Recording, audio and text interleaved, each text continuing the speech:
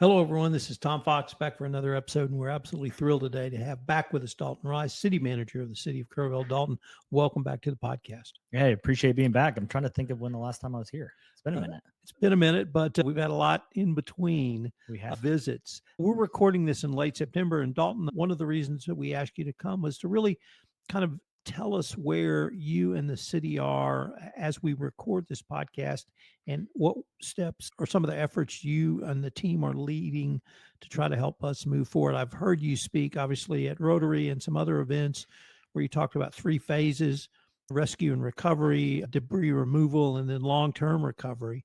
And as we transition to that, sort of where are we? Yeah, no, it's kind of going on those 3 things. Search and recovery, that's still ongoing. We still have 2 missing people. And so we're trying to get as much closure as we can for those families. And so we're working in partnership with the state, of course. Debris management is a big one that's been ongoing for a while now across the whole county. I think we're up to about 1.3 million cubic yards of debris right now. We don't really know what the end in sight is going to be, but I think we're all hesitant to throw a number out there. And so that's ongoing, and we'll include rebuilding into some of that. And we'll talk a little bit more about that. And then the economic recovery side. And so small businesses, I think across the whole county, and we had an update last night. There's about 70 businesses or so that have been impacted in some way across the county. About 20 of those are in the city of Kerrville. And that could be from short-term rentals to service industry to hotels to anything. So we're working in concert with our economic development crews or teams on making sure that our small businesses and our businesses have everything that they need. And then on the rebuilding side, some of our big priorities that we're focused on is the parks. Our park system obviously took a big hit, especially with Louise Hayes Park, Guadalupe Park. So we've had a lot of gracious donors out there that are wanting to help us rebuild. And so Guadalupe Park was our first all abilities playground. It ended up getting pretty heavily damaged during the flood. So that's one of our big priorities, to get some kids back out playing. We are in the process of reimagining Louise Hayes Park. And so what do we want to do a little bit different, since we unfortunately have kind of a clean slate? And so the opportunity in there is really good. And so we're going to take a look at how we can reimagine that. We're getting the river trail and everything cleaned up so we can get folks back on the river trail and enjoying the scenery and enjoying it. The river trail did not get damaged, so it was really good. So that's kind of like a 300,000 foot view, but those are probably some of the big priorities we have going on right now. So what if maybe I could flip it down to the constituency of you as the city manager, of course, as the citizens of Kerrville? What's the sort of bubbling up from people that they want to see, or have you already taken that into account with the projects you've just delineated? Yeah, a lot of that has been taken into account of what we've already talked about. Those are the big priorities. The businesses have all kind of reached out in some way. We actually have a very proactive economic development team between Kerr EDC and the city's economic development manager. So a lot of proactive steps have taken. We've taken a lot of proactive steps on the parks and recreation system, but the park system is what we get the most questions on. When is the river trail going to open? When is the river going to be back open? When is the parks going to be back open? Those are probably some of the biggest questions that we get right now. In terms of the home putting people who lost their homes in temporary housing and then reconstruction of homes, where are we in that phase? That is a really good question. And when it comes to the long-term recovery group, Kerr Together is really focused on the long-term recovery piece.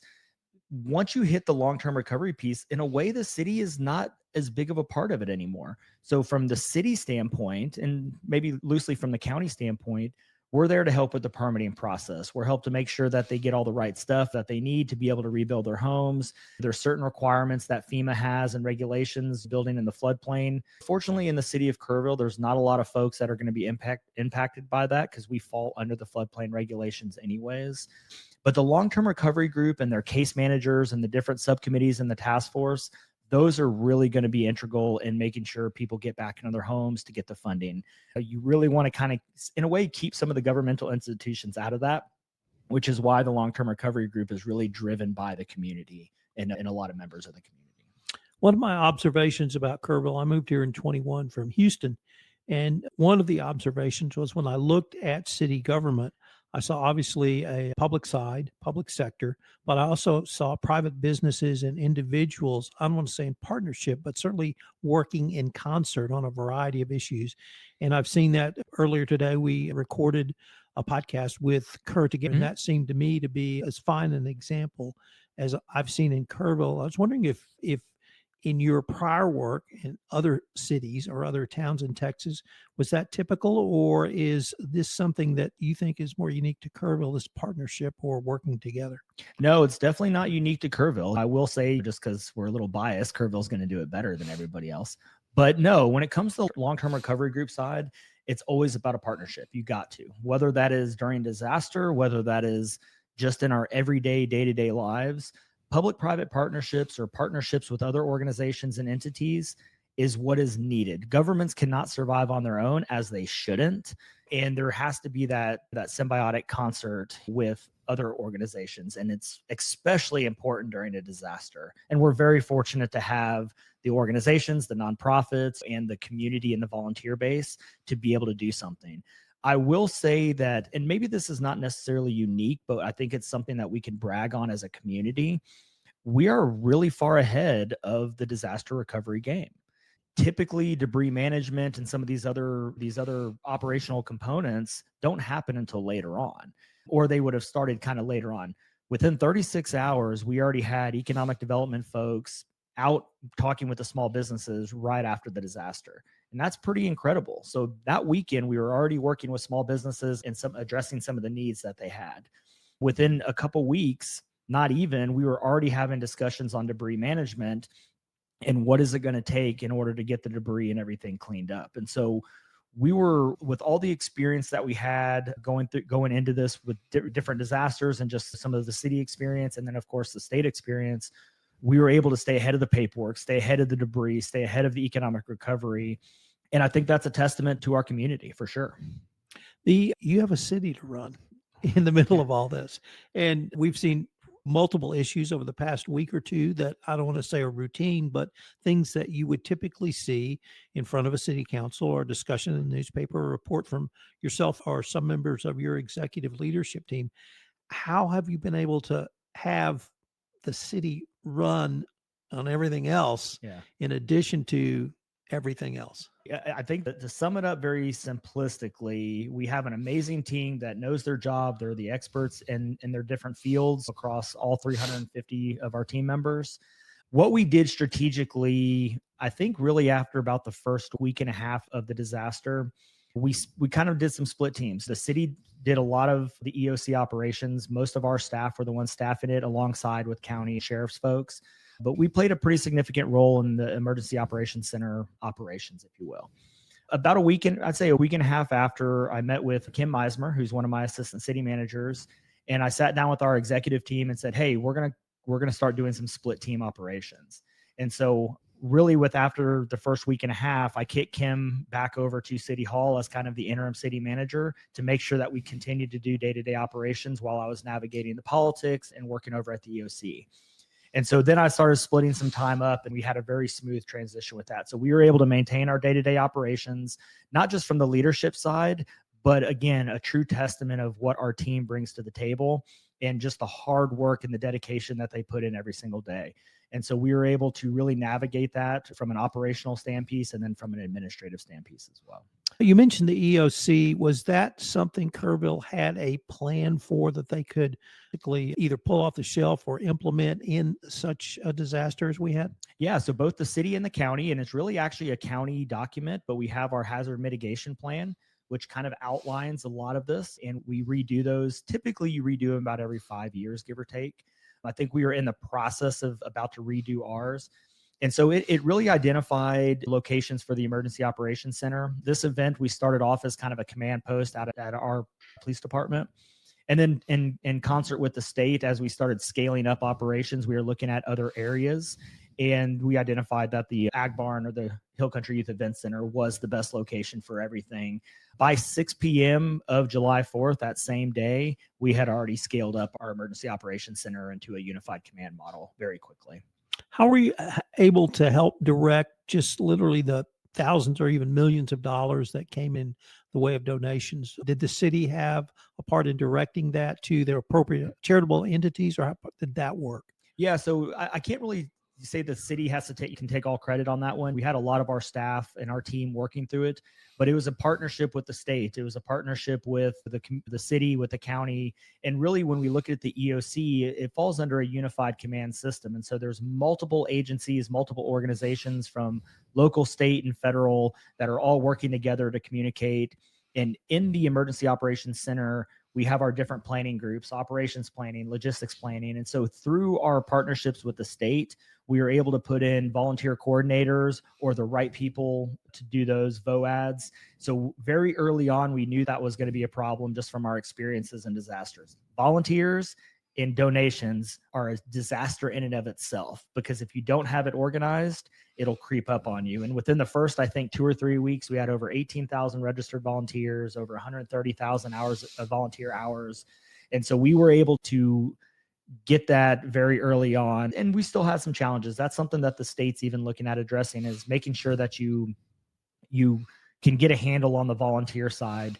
We even still had issues of volunteers that were going out there and doing their own thing, which poses a huge danger, because if we have what's called an incident within an incident, that could pose a danger if the river starts rising again and we can't communicate with these folks. But yes, we did tackle the volunteer stuff very early on, and we did tackle the donation piece very early on. We had responses of volunteers from literally across the globe, both in terms of money and actually physically coming to Kerrville. Were you able to meet with some of the folks that came here? Oh, absolutely. I spent a lot of time meeting with, I know we had 3 different countries.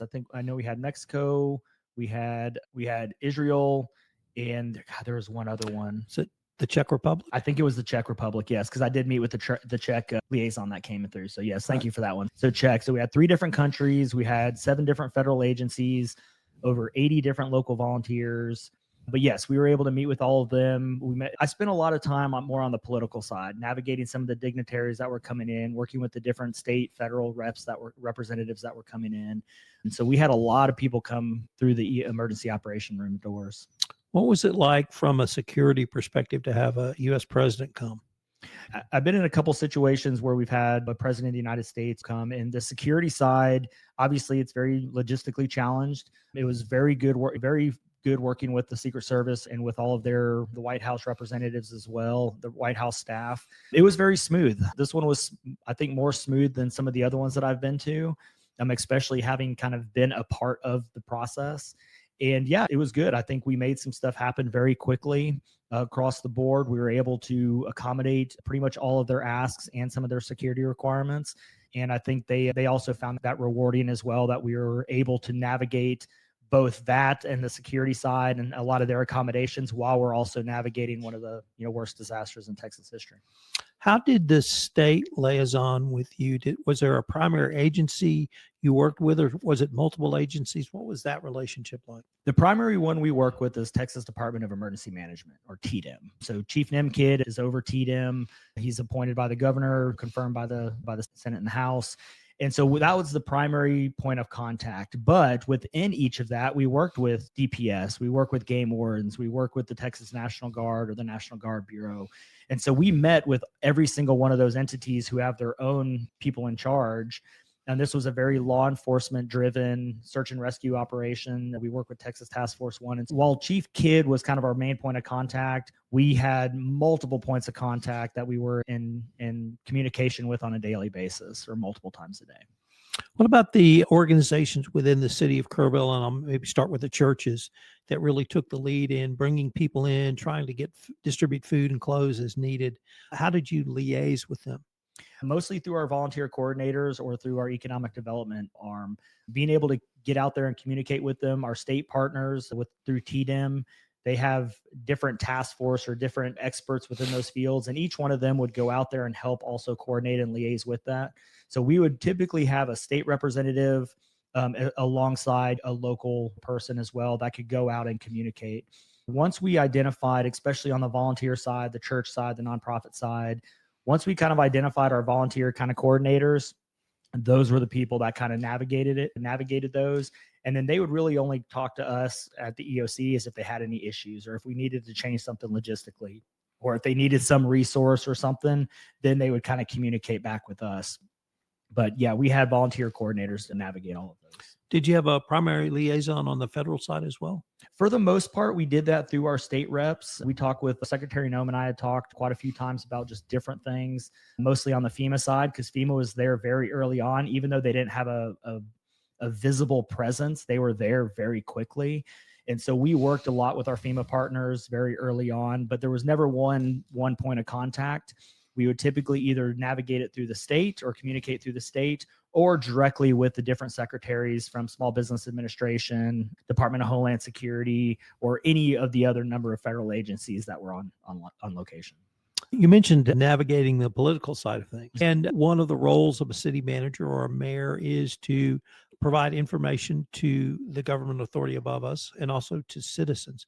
What was that role like for you? Kind of having taken on the EOC just as a whole, not just for the city of Kerrville, but also for the county, I worked with kind of what we call the policy group. And so on a daily, actually multiple times a day, I would meet with all the commissioners, I'd meet with the judge, I'd meet with the sheriff, I'd meet with our city council members. Everybody played a very active role in it. And so I would send them daily updates on things that were happening in the EOC, all the way from operations through debris management, through economic recovery, any major changes that were kind of going on. I even included the city of Ingram, had points of contact over there as well, and the county attorney. So there's a lot of folks that we kept in the loop, plus our executive team as well. So I spent a lot of time either communicating with them directly over the phone or through an email, just to give them updates multiple times a day, especially very early on. The economic damage or injury to the county affects the city of Kerrville as well. Is Kerr Together the group that's really going to try to put together a bigger package than simply the city? So what I'm trying to get at is the summer camps are a huge economic part of Kerr County and leading to economic impact in Kerrville. Can we think through having maybe a unified approach to that issue? So there is nothing to think through on that one, Tom. It is a unified approach. So Kerr Together is for all of the county. It is not just for the city of Kerrville. City of Kerrville is just a very small component between the Kerr EDC under the direction of the board and Todd Bach, who's the executive director, along with Teresa Metcalf, the deputy executive director. They're navigating a lot of the administrative economic recovery side or the long-term recovery group side for across the entire county, not just the city. We do have some components of it that are focused on the city, but this is a joint effort across the entire county. And however we as a city can help support those initiatives across the whole county, we will be there. What do you see as maybe your 2 or 3 biggest challenges through the Q4 of 2025? I think we got through some of the biggest hurdles. I think a lot of the challenges that we're going to face is really just that slowing down effect. Everything kind of slows down. We're going to start getting into the holiday season. Mental health is always going to be something that we have to focus on over the next year, especially as we start getting into the holiday season. And then when we start hitting into the new year, the city got through the budget, county got through the budget. And so those were going to be some big hurdles going into really finishing up fiscal Q4. Once we go into October 1, we'll start our new fiscal year. And it's really, I think, just navigating the uncertainties, or kind of a wait and see game. We don't know what's going to happen, or we know it's going to happen, but we don't know how much it's going to cost us. So as we dive into public assistance, fixing infrastructure that needs to be fixed, how much are we going to have to pay for that? How much is it going to cost? We know there's going to be a 25% match that we have to do with FEMA.